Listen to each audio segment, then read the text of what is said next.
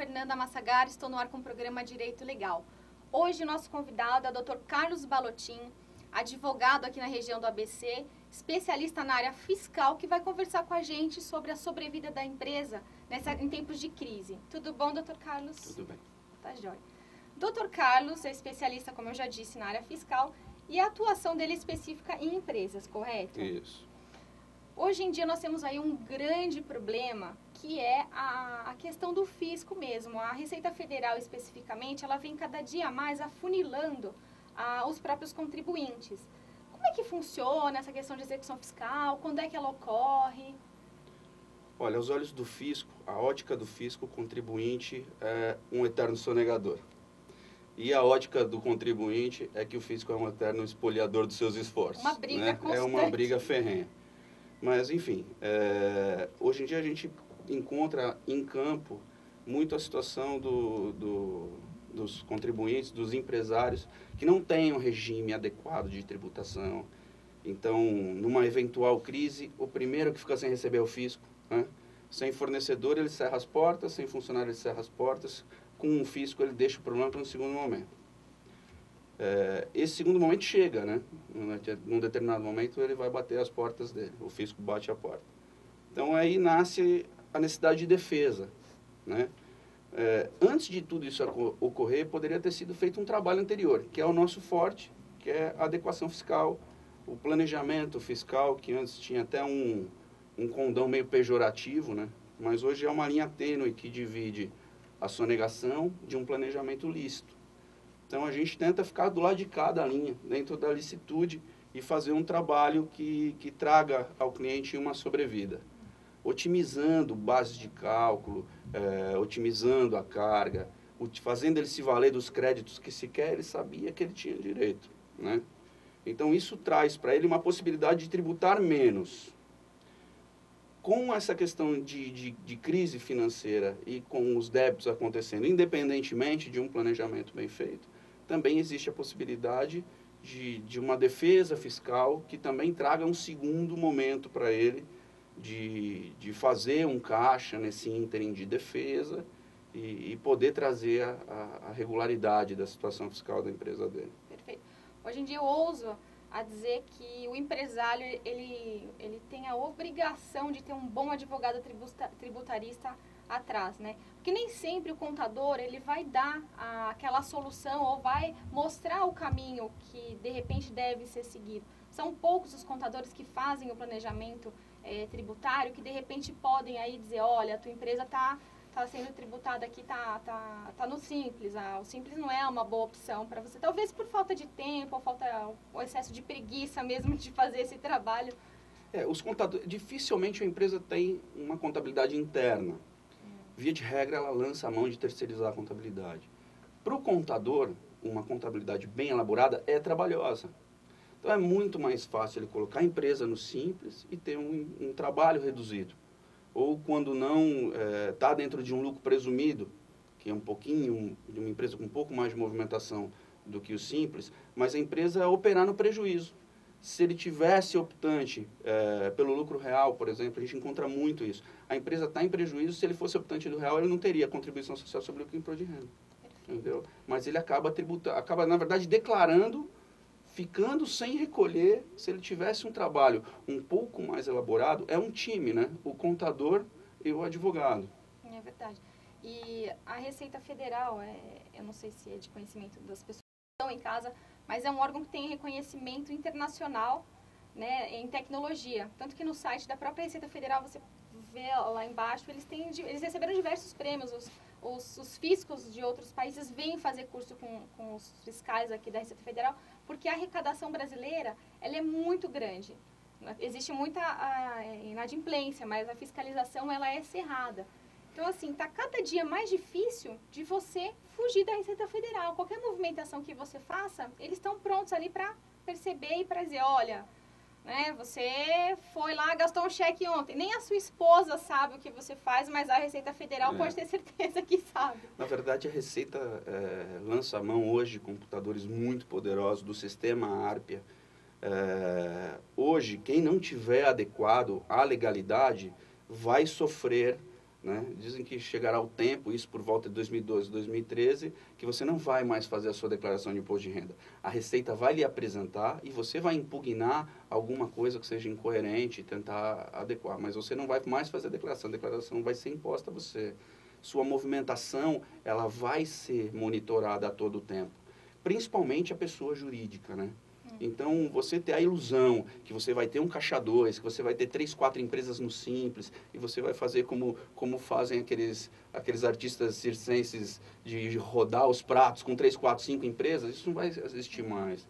Então, hoje, a legalidade ainda está sendo o melhor negócio. E vai existir o tempo, né? O tempo de você adequar a tua empresa. Então, se você lançar a mão desse tempo que ainda não chegou da extrema vigilância, você vai conseguir, quando esse tempo chegar, já está no time da Receita. Todo mundo vem visitar a nossa Receita porque o sistema que eles hoje lançam a mão é altamente tecnológico. A nota paulista, hoje você ainda escolhe, né? Onde você vai, você quer a nota paulista, é uma opção sua. Num segundo momento, isso vai ser impositivo. Tudo que você vai comprar, você vai ter que dar o seu CPF, o seu CNPJ. Então, eles vão ter todo o controle do que acontece na sua movimentação, na sua vida pessoal ou empresarial. E falando um pouquinho de execução fiscal, qual que é o período que a Receita tem, né, ou o fisco, digo assim Receita, mas a gente abrange aí. Vamos generalizar. Vamos generalizar. E o fisco, a Receita do Estado, a Fazenda do Estado, a Fazenda Federal. O fisco, qual é o prazo que ele tem para te cobrar esse valor devido? Antigamente demorava muito isso. Hoje em dia, a Receita Federal, por intermédio da Procuradoria, ainda demora um pouco a fazê-lo. Já a estadual chega muito mais rápido, né? A partir do momento que você inadimple um ICMS, por exemplo, a Fazenda do Estado vai demorar 6 meses para te bater na porta. Existe um período em que você faz a declaração do tributo, que é o autolançamento. Aquele débito ele se torna exigível, né? Como o próprio termo diz, é um autolançamento. Então, você declarou, não recolheu, inscrição em dívida ativa, extrai o CDA e nasce o executivo fiscal. CDA, para quem não... É uma certidão de dívida ativa, desculpa. É o instrumento primeiro que dá, é o título que dá origem ao executivo fiscal. O que muitos empresários hoje fazem é deixar transcorrer em autos o tempo de recorrer administrativamente. Nem tudo que a Receita cobra é devido. Então, por vezes, você pode ter um auto de infração, ou você pode até ter um imposto declarado que você retificou no segundo momento e não houve uma retificação dele por conta da Receita, por qualquer procedimento administrativo. Então, você tem que impugnar isso administrativamente, né? Em sede ainda de posto fiscal, esse julgamento singular, dificilmente ele vai ser aceito, vai ser recepcionado. Mas, em Tribunal de Impostos e Taxas no TIT, ou no Conselho de Contribuinte em Brasília, vai ser analisado não só por funcionários públicos, né, da Receita, mas por advogados, por contadores, né, é um órgão misto, e os julgamentos são coerentes. Então, por vezes, você pode resolver isso administrativamente, mas muita gente deixa isso para o judicial. No que diz respeito a tempo, a contagem prescricional é muito técnica.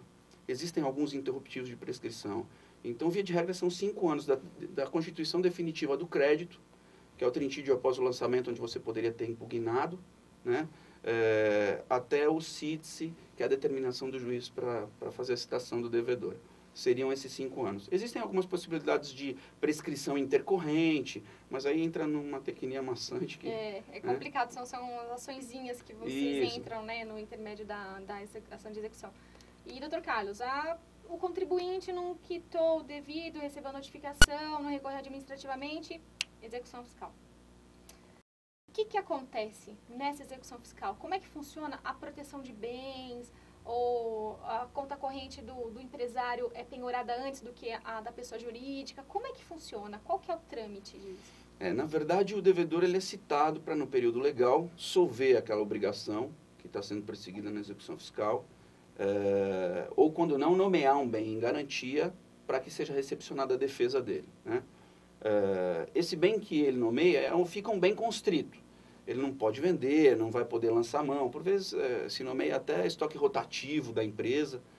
E a defesa vai interromper que essa execução vá coercitivamente fazer uma penhora online na conta dele, que hoje, antes era uma ficção de direito, como a gente estava até falando agora há pouco da questão da declaração de imposto de renda, quando se falava em bloqueio judicial online, todo mundo falava, isso vai demorar muito a acontecer. Não demora. Hoje em dia é super célere. Então, a necessidade de defesa é justamente para que o empresário não venha a sofrer uma constrição de patrimônio, né? Então, a empresa apresenta um bem e se defende. Nesse caso, não vai haver um bloqueio judicial de conta corrente, não vai ocasionar a falta de certidão para algum outro imóvel que ele tenha disponibilidade para vender, porque o juízo está seguro, né? O juiz tem garantia que, num segundo momento, caso aquela defesa seja meramente procrastinatória, o Estado vai receber, né? Então, por enquanto, nessa primeira fase de execução fiscal, não há constrição alguma.